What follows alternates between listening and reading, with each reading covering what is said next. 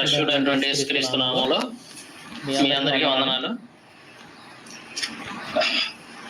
ఈరోజు నేను మీ ముందుకు రావడానికి ఒక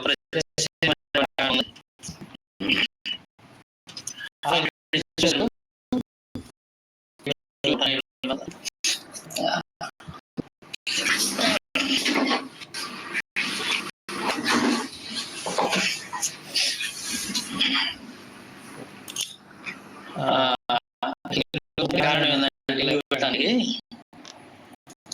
ఈ మధ్య మనోవాదులు ఉన్నారు. మనోవాదులు ఈ రెండో అసలు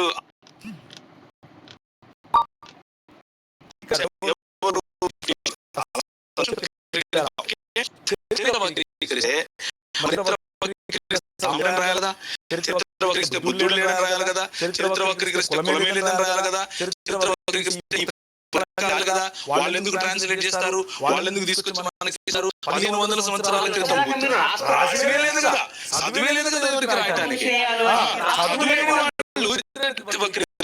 వాళ్ళు వచ్చి వాడికి భాష కాదు, వాడికి కావాల్సింది దోచుకుపోవడం అని మీరే చెప్పారు. దోచుకుపోయేవాడు మీకు ఎందుకు భాష రాస్తాడు? దోచుకుపోయేవాడు మీకు ఎందుకు చదువు చెప్తాడు? దోచుకుపోయేవాడు మీ పుస్తకాలను ట్రాన్స్లేట్ చేస్తాడు. దోచుకుపోయేవాడు మీ ఆలయాల కాపలా ఎందుకు చేస్తాడు? ఇదంతా బ్రాహ్మణవాద కుట్ర. ఇప్పుడు కొత్తగా RSS VHPలు తీసుకొస్తున్నటువంటి ఒక స్టిక్కర్, బంపర్ స్టిక్కర్ ఏంటంటే దళితులు పోకూడదు కాబట్టి బుద్ధుడు మావాడు, దళితులు పోగొట్టుకోకూడదు అంబేద్కర్ విష్ణుమూర్తి స్వభావం. ఇది ఇప్పుడు చెప్పేటటువంటి కథ. కాబట్టి బ్రిటిష్ వాళ్ళు క్రైస్తవులే కదా అని అన్నారు. సార్, బ్రిటిష్ వాళ్ళు ఈ దేశానికి వచ్చి భాస్కరరాజు గారు 80 సంవత్సరాల వరకు ఉన్నంత వరకు వాళ్ళ దగ్గర చర్చ్ లేదు. వాళ్ళు క్రైస్తవులు ఎట్లా అవుతారండి?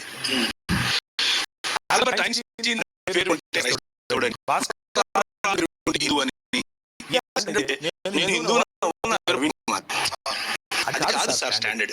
స్టాండర్డ్ ఏంటంటే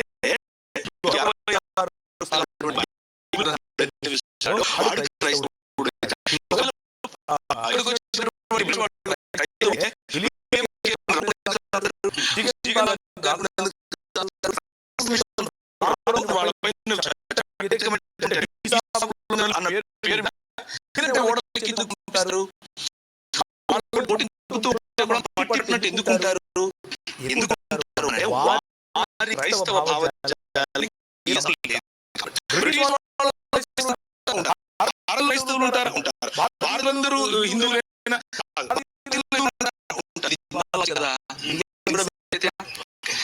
బ్రిటిష్ వారు క్రైస్తవులు కాదు. భారతదేశపు చరిత్రను 1200 సంవత్సరాలు తీసేశారు అని అంటే తీసేసిన చరిత్రను ఎక్కడి నుంచి తీసుకొచ్చారో తీసుకొచ్చిండి. మరి తీసేశారు కదా, ఉండకూడదు కదా. తీసేసింది ఎలా నిరూపిస్తారు? నిరూపించండి. మరి ఒకవేళ ఉంది అని అంటే తీసేయలేదని అర్థమవుతుంది కదా. ఇది లాజికల్లీ కాంట్రడిక్టరీ స్టేట్మెంట్. చరిత్రను తీసేయడం ఎవరి చేత కాదు. చరిత్ర ఎప్పుడు చరిత్రనే. ఇంకోటి, బ్రిటిష్ వారి సహకారంతోనే అంబేద్కర్ గారు పార్లమెంట్ మెట్లెక్కారు అని సోదరులు చెప్పారు. అది నిజమైన స్టేట్మెంట్. ఎందుకు అనంటే బ్రిటిష్ ప్రభుత్వం రాక ముందు ఈ దేశంలో ఉన్నటువంటి బడుగు బలహీన వర్గాలు, SC ST BC మైనారిటీలుగా చెప్పుకున్న మైనారిటీలో మరి ముస్లింలు నేను ప్రత్యేకిస్తున్నాను. ఎందుకంటే అప్పటికి పాలక వర్గంలో ముస్లింలు ఉన్నారు. లేని వాళ్ళు ఎవరు అనంటే BCలు, లేని వాళ్ళు ఎవరు అనంటే SCలు, లేని వాళ్ళు ఎవరు అంటే STలు. అలాంటి వారికి గొంతుగా మారారు క్రైస్తవ మిషనరీలు. అలాంటి వారికి చదువు చెప్పారు క్రైస్తవ మిషనరీలు. అలాంటి వారికి స్కూల్ పెట్టారు క్రైస్తవ మిషనరీలు. అలాంటి వాళ్ళకు వైద్యం అన్నారు క్రైస్తవ మిషనరీలు. వీళ్ళేమన్నారు? పై వస్త్రం వేసుకుంటే స్థలాలకు వస్తామన్నారు. వీళ్ళేమన్నారు? మీ చదివితే మీ నాలుకలకు వస్తామన్నారు. బ్రెస్ట్ ట్యాక్స్ ఉండేదండి. వీళ్ళు రజాకారులను పెట్టి ఒకరు హింసిస్తే ఇంకొకరేమో పిలకబెట్టుకుని హింసించాడు. మొత్తానికి హింసించబడింది ఎవరు? మేమేగా.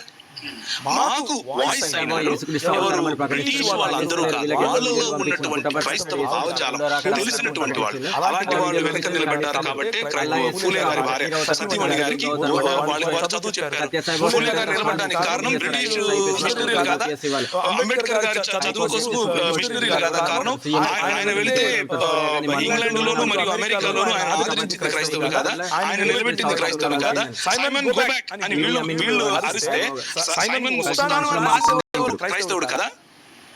ఇవన్నీ కనిపించవు. ఇంకొక విషయం, నేను ఒక 2-3 విషయాలు అన్న ప్రస్తావించాను. చాలా తక్కువ సమయంలో ఒక విషయం చెప్తాను. ఏంటంటే క్రిమినల్ ట్రైబల్ యాక్ట్ అని అన్నారు. ఈ దేశంలో జోగిని వ్యవస్థ ఉండేది. ఆంధ్ర జోగిని అబాలిష్మెంట్ ఇప్పుడు జరిగింది. భాస్కర్ రాజు గారే చెప్పారు. ఇంగ్లీష్ ఎడ్యుకేషన్ యాక్ట్ ఎప్పుడు వచ్చింది? భాస్కర్ రాజు గారే చెప్తారు. ఆస్తి హక్కు శూద్రులకు ఎవరు తీసుకొచ్చారు? ఒకవేళ ఆస్తి హక్కు శూద్రులకు, చదువు హక్కు శూద్రులకు లేకపోతే ఈ రోజు భాస్కర్ రాజు గారు ఇక్కడ కూర్చుని ఎలక్షన్ టీవీలో మాట్లాడగలిగే వాళ్ళ? ఎవరు తెచ్చారో సమాధానం చెప్పాలి. రైట్ టు ఎడ్యుకేషన్ ఎవరు తీసుకొచ్చారు?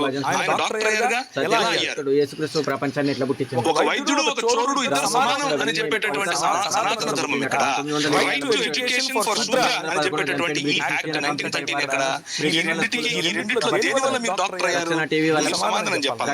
స్లేవరీ అబాలిష్మెంట్ యాక్ట్ ఎవరు చేశారు? బ్రాహ్మిన్స్ ఒక వ్యక్తి శూద్రుడు పెళ్లి చేసుకుంటే ఆర్యను బ్రాహ్మణుడి దగ్గర 3 రాత్రులు పడుకోబెట్టాలా? ఇది మీ సనాతన ధర్మమా? దాన్ని అబాలిష్ చేసింది 1819లో. ఎవరు అబాలిష్ చేశారు? ఎవరు అబాలిష్ చేశారు? శివశక్తి ఛానల్ కూడా 1830లో హ్యూమన్ సాక్రిఫైస్ అబాలిషన్ యాక్ట్. అంటే మీరు నేను ఈ రోజు పుట్టుకున్నాము అంటే వాళ్ళు చంపకుండా మన తలలు తెగకుండా ఉన్నారు అంటే ఆ రోజు తీసుకొచ్చిన యాక్ట్ కదా. Non discrimination act 1833. Right to sit, శూద్రులకు కూర్చునే హక్కు లేవండి వీధులు కోసేవాళ్ళు.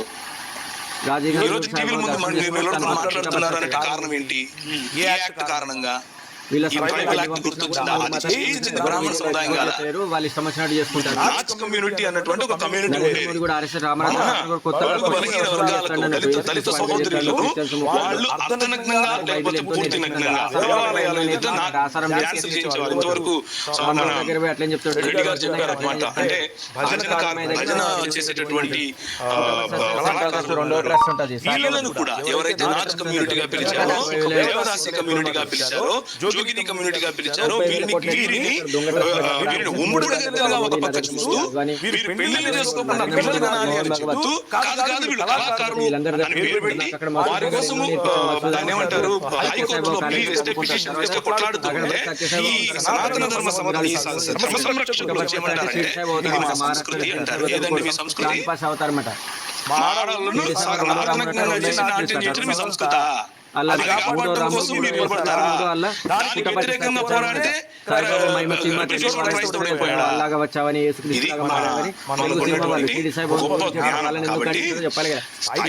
చేసుకోవాలి అని మన సహోదరులు చెప్పారు. మహారాష్ట్రలో మారలేదని మూడో రాముని అవుతారన్నమాట.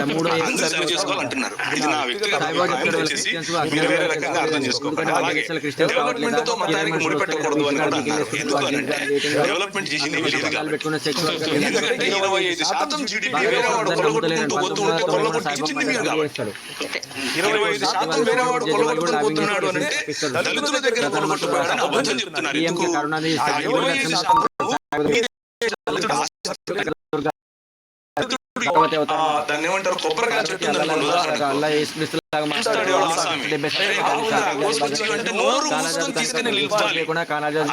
ధర్మశాస్త్రం. ముఖ్యమంత్రి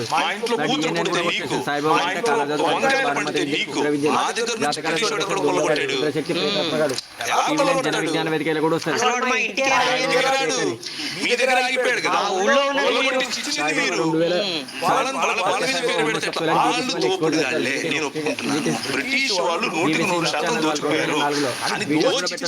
ఇంటర్వ్యూలు తీసుకుని ఉంగరాలు చైన్లు తీసుకున్నారు. 20% తీసుకొచ్చి ఎక్స్పోజ్ చేస్తారు. మీ సాయిబాబా కాపాడుకోవడం కోసం బ్రిటిష్ వాళ్ళ తొత్తులుగా మీరు పనిచేసింది మీరు. కాబట్టి డెవలప్మెంట్ లేదు కాబట్టి డెవలప్మెంట్ అనేది మతానికి ముడిపెట్టకూడదు అని భాస్కర్ రాజు గారు చెప్పారేమో అన్నది నా అభిప్రాయం. మరి పెట్రోల్ ఇచ్చి ఎప్పుడు ఎక్కడ ఎలా దహిస్తారో చెప్తే నేను వస్తాను. భాస్కర్ గారు స్పందించిన తర్వాత సార్కి ఇస్తాను.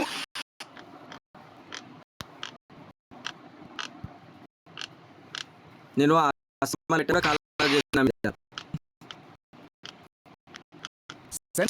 20 సంవత్సరాల ఆశ్రమానికి Time to switch to Amazon Pay UPI. Get guaranteed rewards daily.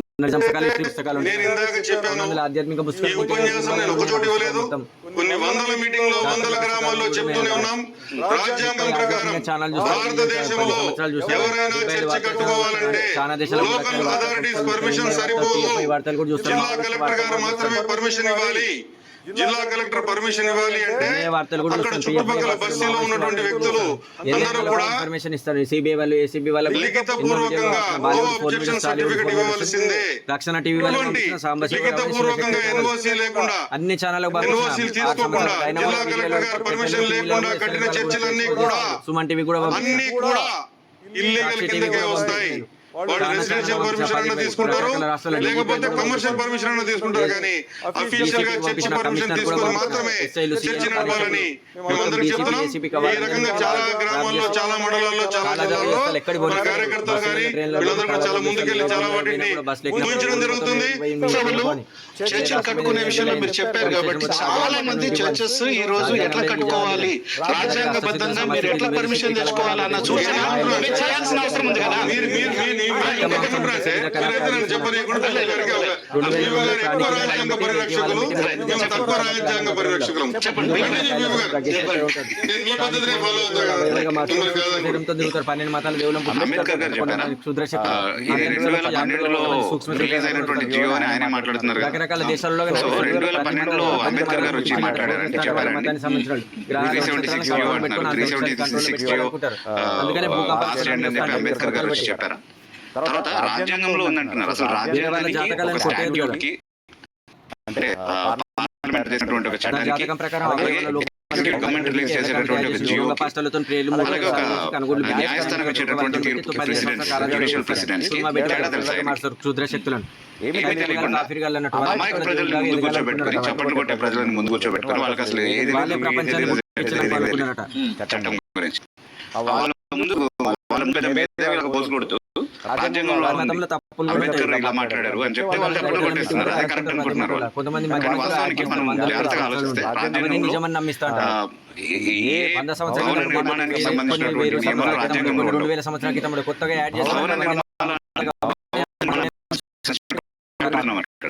Churches కట్టడం కానివ్వండి, గుడులు కట్టడం కానివ్వండి, లేకపోతే మస్జిద్లు కట్టడం కానివ్వండి, ఏదైనా కట్టుకోవాలంటే భవన నిర్మాణానికి సంబంధించినటువంటి చట్టాల గురించి మాట్లాడుతున్నాం.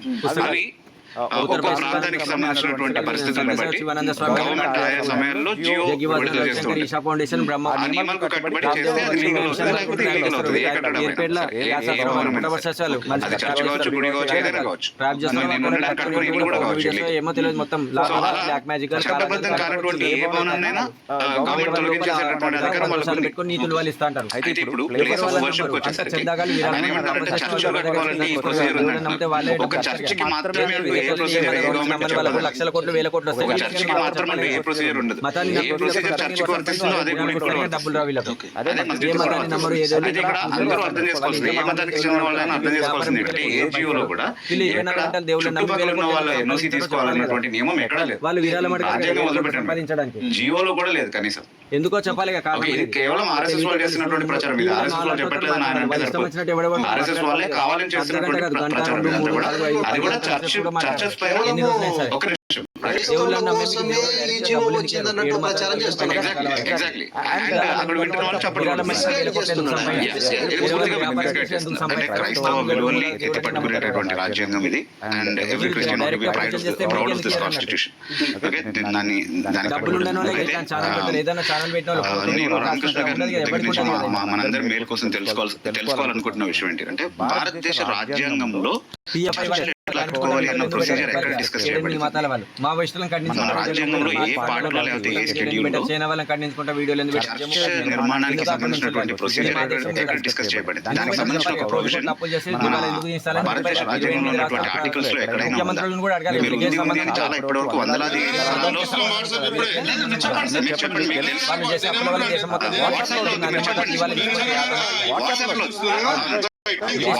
రాజ్యాంగంలో నాకు ఆర్టికల్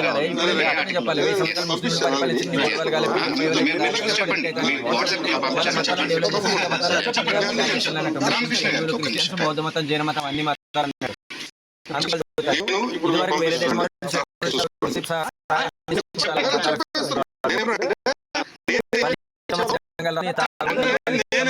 పీపు గారి నోట్లో నుంచి వచ్చిందో బెనర్ గారి నోట్లో నుంచి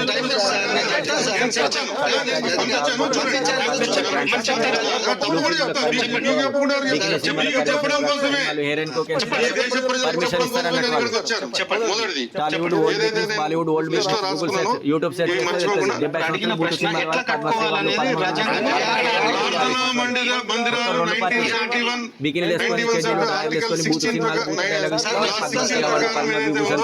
వాళ్ళు ఎంపీ సీట్లు చెప్తాను కదా, అందులో ఉంది కదా, వస్తుంది. నేను చూస్తున్నా కదా, ఇంకా పంపించాను వారు చూసుకుని వారు చెప్తారు ఈజీగా. వేరే ఫ్లోలో ఉన్నా కూడా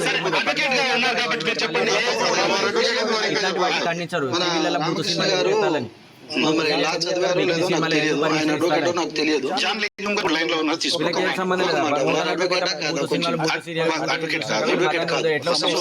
వాళ్ళకి ఇవన్నీ టీవీలలో పేపర్లు అన్ని రోజు మొత్తం మారిన బీసీసీ తీసుకోవాలని లా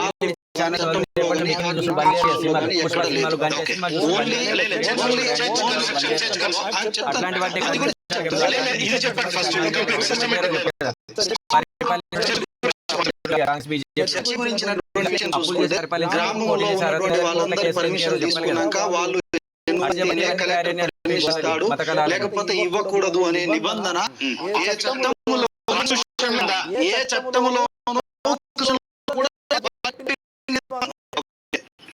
నిబంధన ఏంటంటే నేను కొంచెం గట్టిగా మాట్లాడను, ఏంటంటే అర్థం కాదు చెప్తే అందుకోసం మాట్లాడాల్సి వస్తుంది.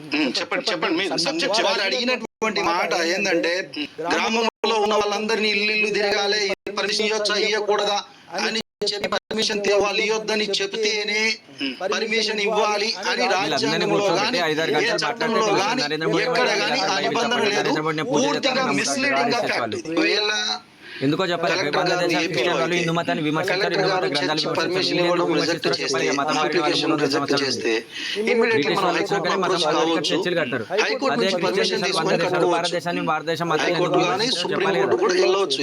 వీళ్ళతో నరేంద్ర మోడీ రాష్ట్ర వాళ్ళు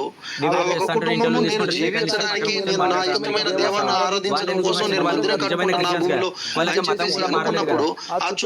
ముస్లిం దేశాలకు ఇది చెప్పినట్టుగా ఎవరు మన రామకృష్ణ గారు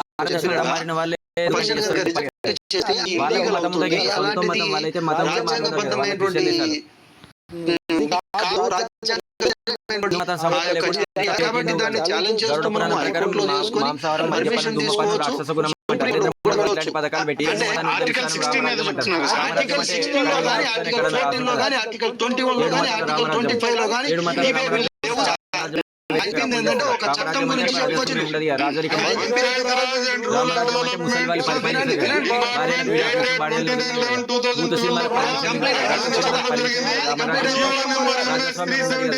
అసెంబ్లీ ఎన్నికలు, లోక్సభ ఎన్నికలు జీవోలో కూడా లేదు సార్. ఏం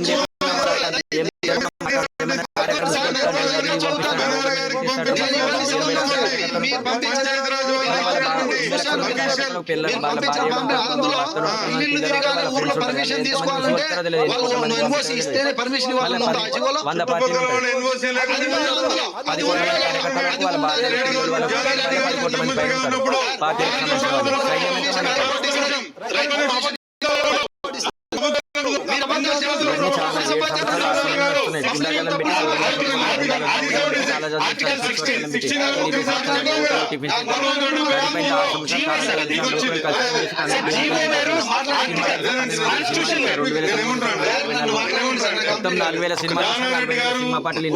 హోమ్ మినిస్టర్ గా ఉన్నప్పుడు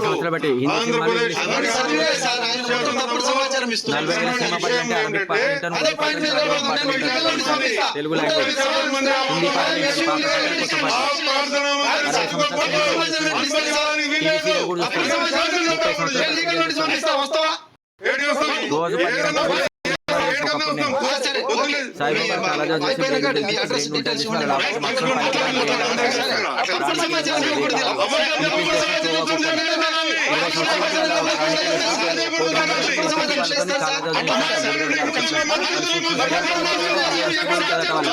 కొన్ని కోట్ల జన్మలు తపస్సు చేస్తే కానీ ఒక్కొక్కసారి మెటీరియలైజేషన్ వాళ్ళు సౌదీలో పోయి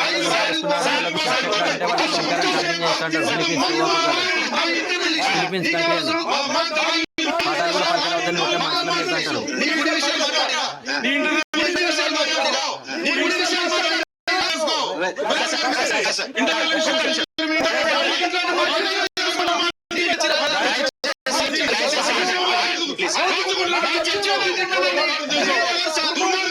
గవర్నమెంట్ లేనట్టే కదా వాళ్ళకి ఏ సంబంధం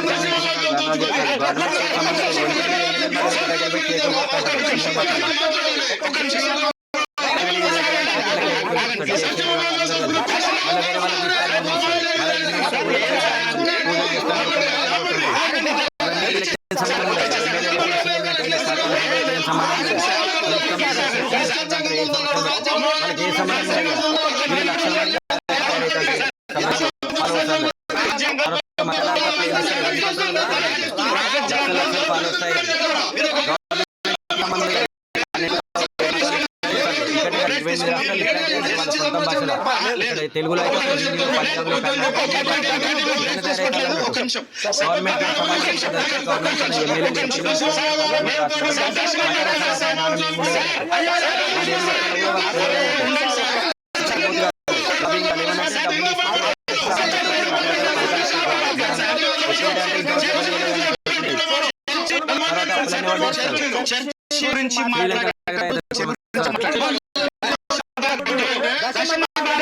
దాని గురించి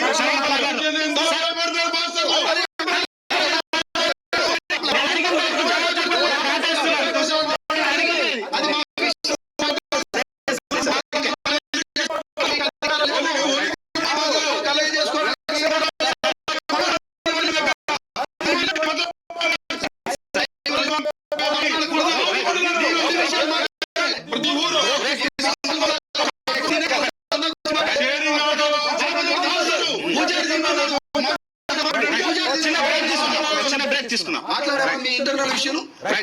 ఒక నిమిషం అండి.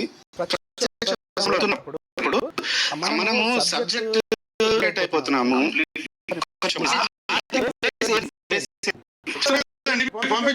చెప్తుండే మీరు ఆర్టికల్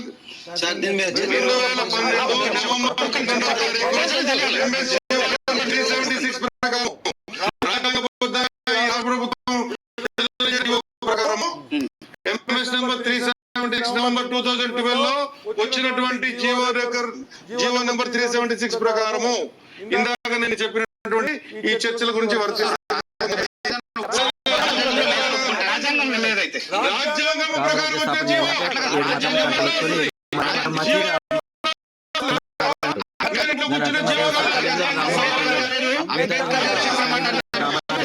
అంబేద్కర్ గారు చెప్పమంటున్నారు. 2012 లో అంబేద్కర్ గారు 376 జియో రిలీజ్ చేశారా? అంబేద్కర్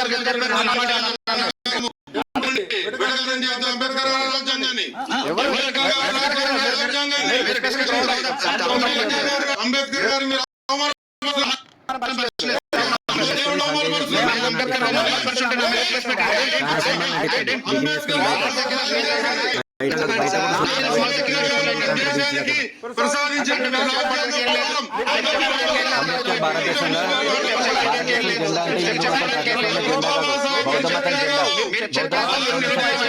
భారతదేశం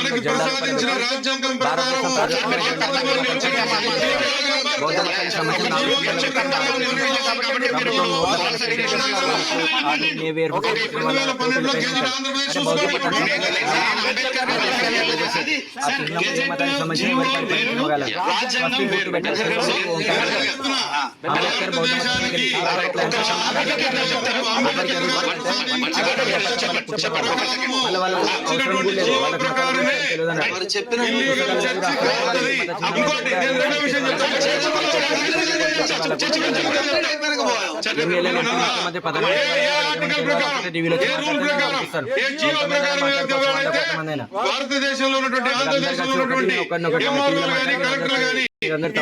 చర్చ అని చెప్పి మూయించడం జరిగిందో, వందల చర్చలు ఎట్లయితే మూయించారో గవర్నమెంట్ డిపార్ట్మెంట్ వాళ్ళు అడగండి, వాళ్ళు మీకు ఖచ్చితంగా భారతదేశంలో రాజ్యాంగం చూపించాలి సార్. రాజ్యాంగం ప్రకారం ఏర్పడినటువంటి జీవో అది. రాజ్యాంగం ప్రకారమే ఏర్పడిన జీవో.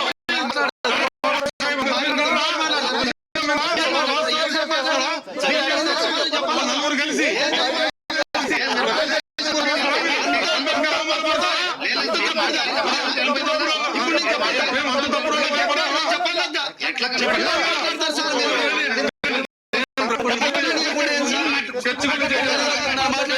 చెప్తున్నా మధ్యలో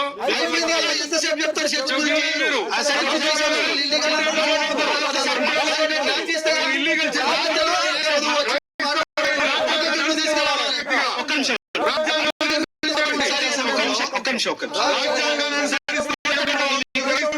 చర్చ గురించి అదే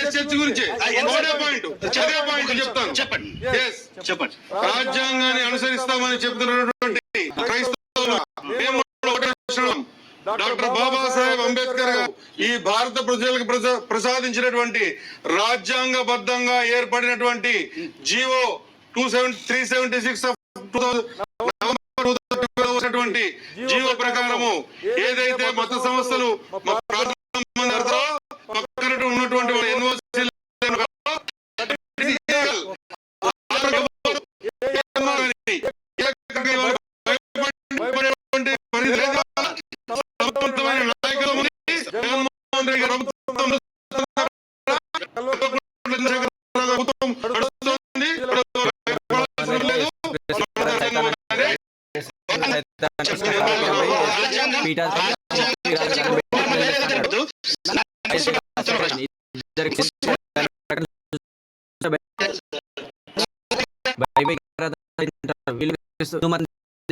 చేస్తా అంటారు.